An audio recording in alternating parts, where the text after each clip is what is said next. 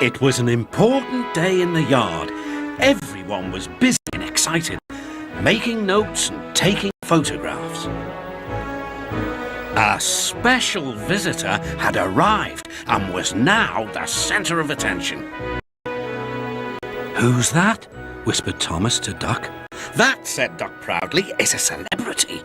"Oh, what?" asked Percy. "A celebrity is a very famous engine," replied Duck. "Driver says we can talk to him soon." "Oh," said Thomas, "he's probably too famous to even notice us." Just then, Gordon arrived.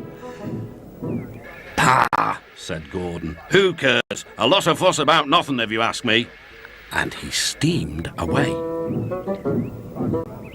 Later that night, the engines found that the visitor wasn't conceited at all.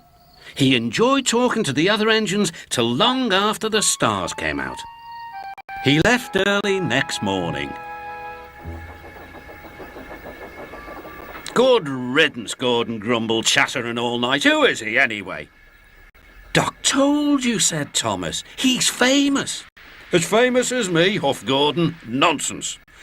"He's famouser than you," replied Thomas. "He went 100 miles an hour before you were thought of." "So he says," snorted Gordon. "But I didn't like his looks. He's got no dome. Never trust domeless engines. They're not respectable. I never boast, but I'd say that 100 miles an hour would be easy for me." Duck took some trucks to Edward's station. "Hello," called Edward. "That famous engine came through this morning. He whistled to me. Wasn't he kind?" "He's the finest engine in the world," replied Duck. Then he told Edward what Gordon had said. "Take no notice," soothed Edward. "He's just jealous. Look, he's coming now." Gordon's wheels pounded the rails. "He did it, I'll do it. He did it, I'll do it." Gordon's train rocketed past and was gone. "He'll knock himself to bits," chuckled Duck.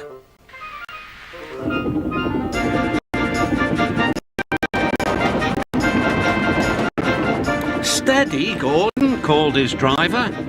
"We aren't running a race." "We are, then," said Gordon, but he said it to himself. Suddenly, Gordon began to feel a little strange. "The top of my boiler seems funny," he thought. "It feels as if something is loose. I'd better go slower." But it was too late. On the viaduct, they met the wind. It was a teasing wind which blew suddenly in hard puffs. Gordon thought it wanted to push him off the bridge. "No, you don't," he said firmly, but the wind had other ideas. It curled around his boiler, crept under his loose dome and lifted it off and away into the valley below. Gordon was most uncomfortable. The cold wind was whistling through the hole where his dome should be, and he felt silly without it.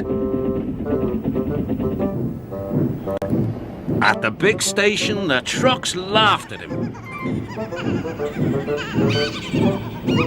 Gordon tried to whoosh them away, but they crowded round no matter what he did. On the way back to the shed, Gordon wanted his driver to stop and fetch his dome. "We'll never find it now," said the driver. "You'll have to go to the works for a new one."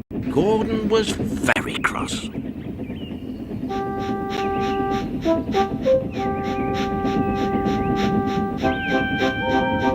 "I hope the shed is empty tonight," he huffed to himself.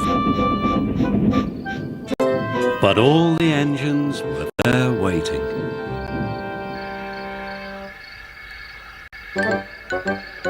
"Never trust domeless engines," said a voice from somewhere behind him. "They aren't respectable."